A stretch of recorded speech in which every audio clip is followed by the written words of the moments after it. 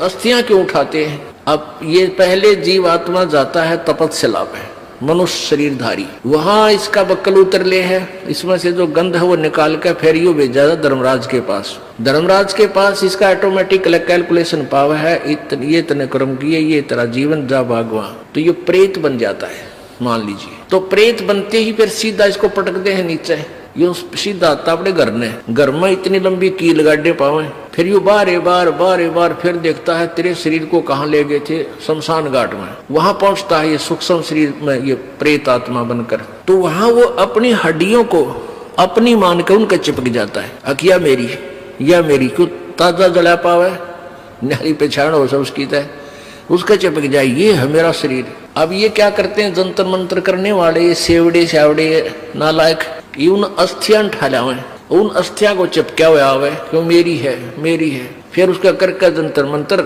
और फिर उसको किसी और में प्रवेश कर देते हैं, वह बिरान मट्टी उसकी भी और अगले की भी शुरू हो जाती है। तो इन पेट भर संतों ने, ऋषियों ने, गुरुओं ने क्या सोचा कि इनने एक धंधा और दे जा, जिसका मरे है यु स्त्री या पुरुष। उनको ये कहने लगे, इनके पास कोई मोक्ष मार्ग तो था नहीं कि इसका कल्याण हो जाए बेचारे का। तो वो न्यू कहने लगे तुम इन सारी राख न डाल के और गंगा में बहा दो। अब गंगा में दरिया में डालने पाछे वो कितना का कित जागा, उसका भूत ने बेरा पट्टा ना कौन सी तेरी थी, तो कहते यहाँ से चाल जागा कि तो और नहीं तो कदे वो शहर से पट्टिया भरेगा, कदे घर का आगा आ जाएगा और कभी शमशान घाट में रहेगा, वो यहाँ फिर हमने दुखी करे।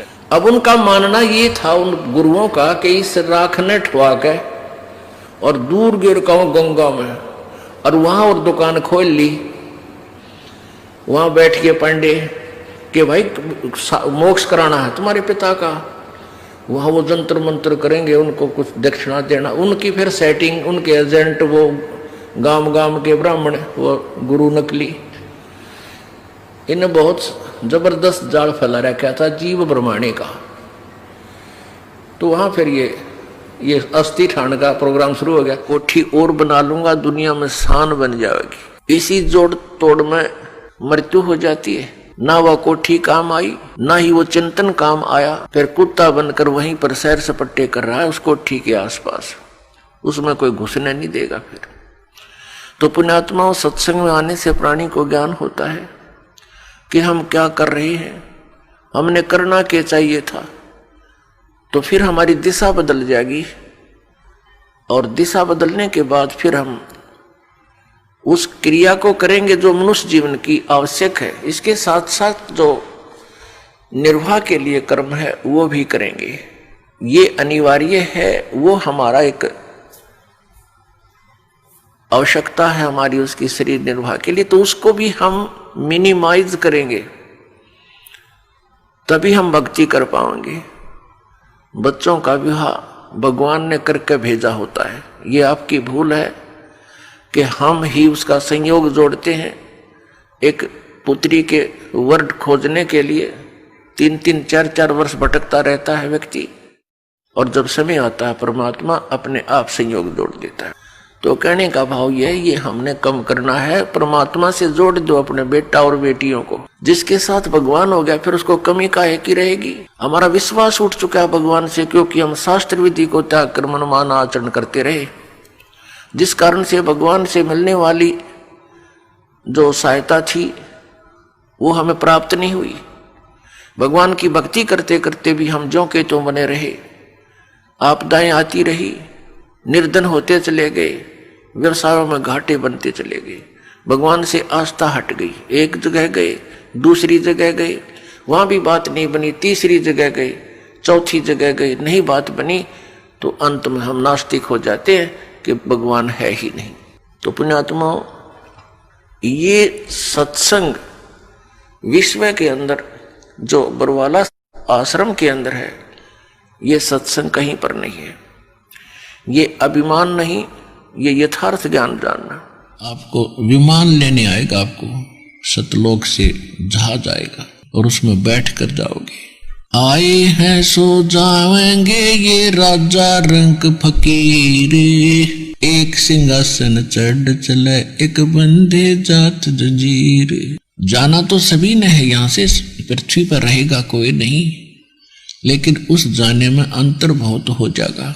नहीं करते और भक्ति नकली करते हैं, डुप्लीकेट करते हैं, शास्त्र विदिता का मनमान्य आचरण करते हैं, उनको तो यम के दूत जंजीरों से बांध कर ले जाएंगे घसीट कर। और आप जी को एक सुंदर विमान आएगा लेने के लिए, उसमें बैठ कर जाओगे। तो कितना अंतर हो गया। आपने बेशक जरा सी बात लागती हो या, लेकिन इस दास को पता है कि आपका अंत कितना अच्छा होगा, और जो भक्ति नहीं करते उनका कितना बुरा होगा। तो बार बार दास तो सभी को संदेश दे रहा है, प्रार्थना कर रहा है कि अपने इस मनुष्य जीवन के मूल कार्य को संभालो, नहीं तो बहुत घना पछताना होगा, बहुत पछताओगे और फिर कुछ हाथ नहीं लगेगा। इस ज्ञान को बताने के लिए परमात्मा स्वयं ही आते हैं। ये ज्ञान पृथ्वी पर नहीं रहता, काल अपने दूतों को भेज कर इसका नाश करा देता है। अब ये कुछ वर्षों चलेगा, लगभग 1000 वर्षों तक ये सत्य ज्ञान चलेगा। परमात्मा के बच्चे, वो पुण्यात्माएं जिनका जन्म होगा, मनुष्य का जन्म होना अति दुर्लभ, और इस समय में होना तो ये कति दुर्लभ। और जिन पुण्यात्माओं का इस समय में मनुष्य जीवन है तो सौभाग्यशाली हैं, वो बहुत अच्छी आत्माएं हैं। और उनसे भी अच्छी आत्माएं वो हैं जो शीघ्र यहां आ जाएंगी, सतलोक आश्रम बरवाला में भक्ति शुरू कर देंगे। और यदि यहां नहीं आए तो बेशक उनका मनुष्य जीवन भी है, तो उनका भविष्य बिल्कुल अंधकार में होगा। ये काल का लोक है जो श्रीमद् भगवद गीता अध्याय नंबर 11 के श्लोक 32 में खुद कहता है कि मैं काल हूं अर्जुन, अब सभी को खाने के लिए आया हूं, सबका नाश करूंगा। तो ये लोक इस काल का है और यहां जन्म और मृत्यु कंपलसरी है, क्योंकि इसको काल भगवान को एक श्राप लगा हुआ है 1,00,000 मानव शरीरधारी प्राणियों का नित आहार करने का। पुण्यात्माओं, जैसे ये स्थूल शरीर तो यहां रह जाता है, हम तो इसके काम लगे रहते हैं। कोई जमीन में गाड़ देता है, कोई सवा कर देता है, संस्कार कर देता है, जला देता है, कोई जल प्रवाह कर देता है, कोई वैसे जंगल में डाल देता है। ये स्थूल शरीर को नहीं खाता, इसके अंदर सूक्ष्म शरीर है, और सूक्ष्म शरीर के अंदर पूरे जीवन में मनुष्य शरीर के अंदर जितने भी ये व्यसन करता है, आहार करता है, उसका सूक्ष्म तत्व समावेश हो जाता है सूक्ष्म शरीर में। और उस सारे 1,00,000 मानव शरीरधारी प्राणियों को तपतशिला के ऊपर एक बहुत बड़ी तपतशिला माने अपने आप गर्म एक तवे जैसी पत्थर की टुकड़ी है, उसके ऊपर डाल देता है। वो सब तक गर्म रहती है, बहुत बहुत गर्म होती है, और सभी प्राणियों को उसके ऊपर डाल देता है। फिर वो वहां प्राणी ऐसे तड़प तड़प कर जैसे खील भुन्या करें, ऐसे चटक पटक करते हैं, और वो मरते नहीं सूक्ष्म शरीर में, पीड़ा बहुत होती है। सब तौबा बोल जाते हैं, उनसे निकले हुए गंध को वो काल खाता है। अपने आत्माओं, जिसका उद्देश्य ही यहां खाना है, मारना है, और इसीलिए जन्म और मृत्यु यहां कंपलसरी है। अब परमात्मा हमें याद दिलाते हैं कि तुम इस छोटे मोटे कोई व्यवसाय में को या कोई कोठी कार फैक्ट्री को प्राप्त करके परमात्मा से दूर हो जाते हो। उसके लिए बताते हैं कि कबीर जीना थोड़ा, बहुत ही कम समय है ये, और आपके जो इरादे हैं वो बहुत लंबे चौड़े, आपकी कल्पनाएं बहुत लंबी चौड़ी, ये कर दूंगा वो कर दूंगा, और एक पल का भरोसा नहीं कब यहां से शरीर छूट जाए, जीव चला जाए।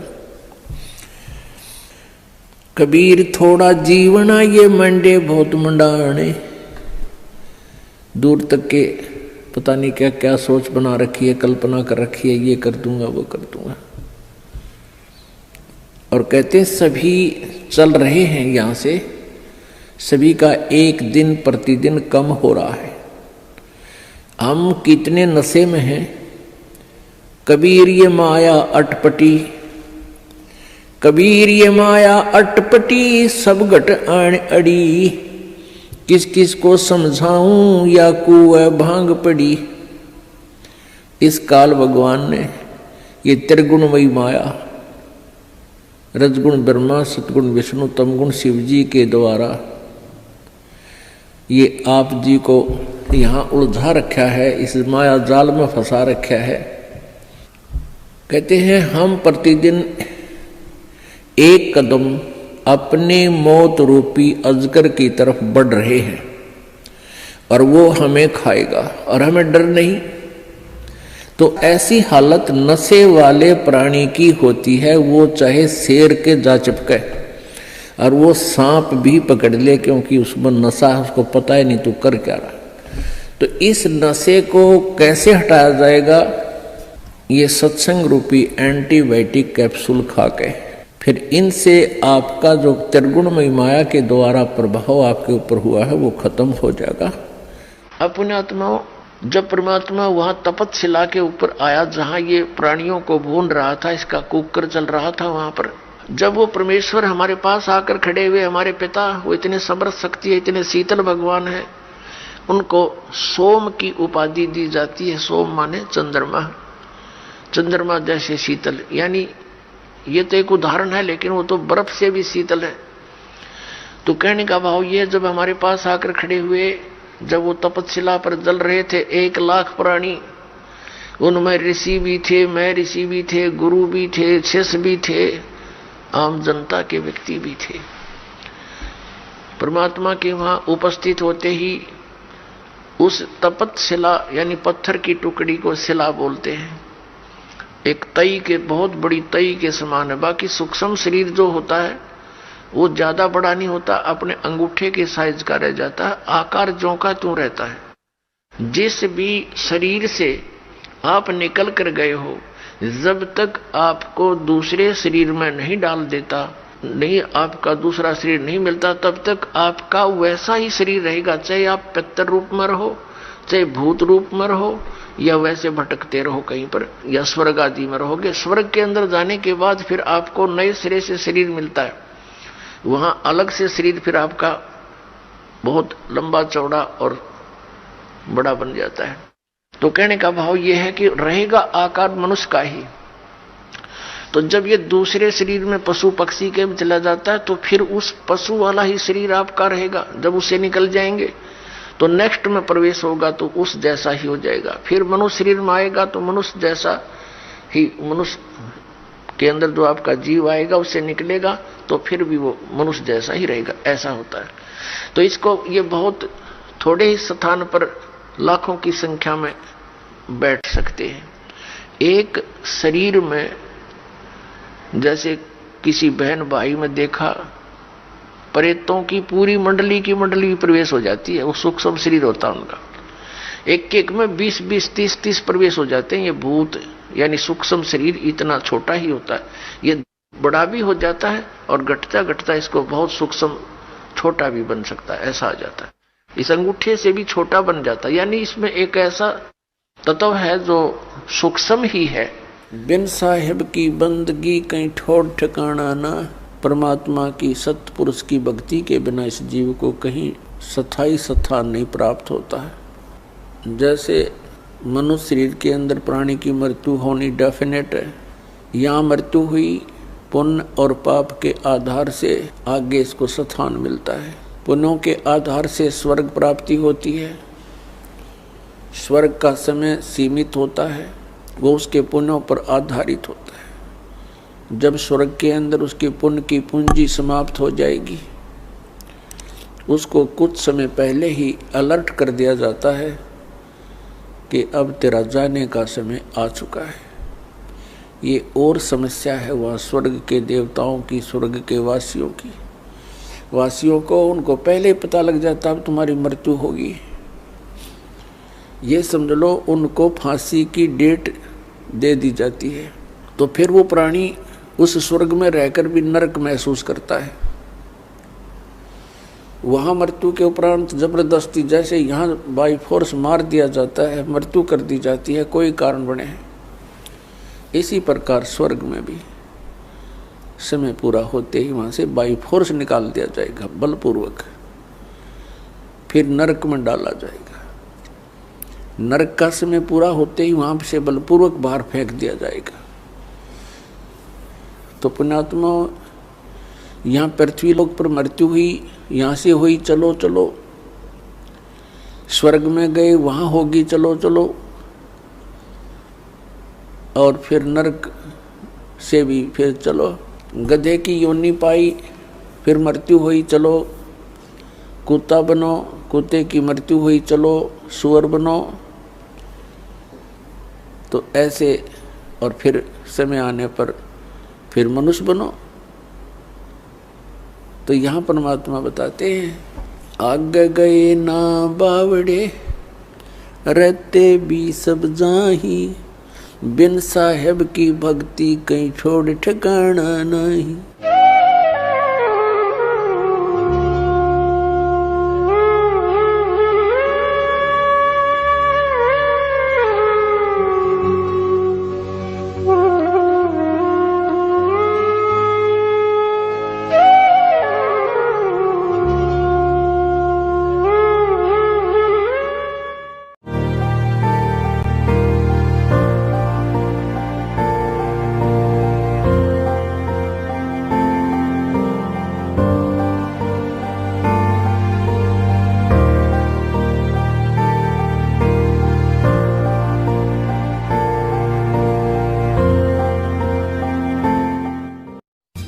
सब्सक्राइब कीजिए हमारे चैनल और प्रेस करें बेल आइकन और पाए हर वीडियो को देखने का मौका सबसे पहले।